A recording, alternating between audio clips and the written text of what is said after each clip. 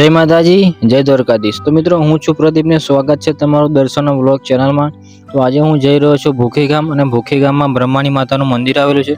તો હું પહોંચી ગયો છું ભૂખી ગામમાં। તો આજ ડુંગર પર બ્રહ્માણી માતાનું મંદિર આવેલું છે અને મિત્રો મંદિરે પહોંચવા માટે તમે બાઇક લઈને પણ જઈ શકો છો અને ચાલતા પણ જઈ શકો છો। હું જઈ રહ્યો છું ચાલીને, કેમ કે મારે ઘણા સીન શૂટ કરવાના હતા। તો મિત્રો તમે મંદિર બાજુ આગળ વધશો એટલે તમને અલગ અલગ આકારમાં પથ્થર પણ જોવા મળી જશે અને આ છે મંદિરનો ગેટ અને એની પાછળ તમને મંદિર પણ જોવા મળી જશે। અને મિત્રો ડુંગર પર ભગવાન કે માતાજીનું મંદિર આવેલું હોય અને એ સ્થળની મુલાકાત આપણે જ્યારે લઈએ તો આનંદ જ કંઈક અલગ હોય છે। અને ગેટની અંદર તમે જે એન્ટ્રી લેશો તો તમે સામે નાનું મંદિર જોવા મળી જશે, તો એ કાલ ભૈરવનું મંદિર છે। તો મિત્રો આ છે બ્રહ્માણી માતાનું મંદિર અને મંદિરને જોઈને મને અલગ જ આનંદ થયો હતો, કેમ કે આવા સ્થળની જ્યારે આપણે મુલાકાત લઈએ છીએ ને, કેમ કે વચ્ચે મંદિર છે, આગળ પાછળ ડુંગર છે, તો આ સ્થળની મુલાકાત લેશો ને તો તમને અલગ જ સુકૂન મળશે। તો મિત્રો લોકેશનની વાત કરશું તો પંચમહાલ જિલ્લાના કાલોલ તાલુકાના ભૂખી ગામમાં મંદિર આવેલું છે। અને મિત્રો સામે જે તમને પથ્થર દેખાઈ રહ્યા છે, પથ્થર પર ઘણા ભાઈઓ ફોટો પણ શૂટ કરતા હતા। અને મિત્રો તમે આ નાનું મંદિર જોઈ રહ્યા છો એ કાલ ભૈરવનું મંદિર છે અને આ મંદિરમાં ભગવાન શિવ અને કાલ ભૈરવ બિરાજમાન છે। તમને અહીંયા કાલ ભૈરવ અને ભગવાન શિવના દર્શન થશે। તો મિત્રો આ હવન કુંડ છે, અહીંયા માતાજીને હવન બારવામાં આવે છે અને અત્યારે સાંજના 6 વાગ્યા છે। તો સાફ સફાઈ ચાલી રહી છે મંદિરમાં અને પછી માતાજીની આરતી થશે 7 વાગે।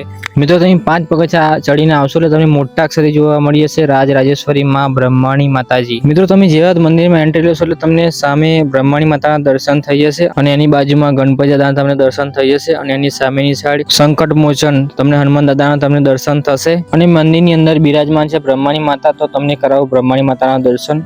તો ફાઇનલી ગેટ તો બંધ છે પણ આપણે બહારથી જ વિડીયો શૂટ કર્યો છે, તો તમે માતાજીના દર્શન કરી લો।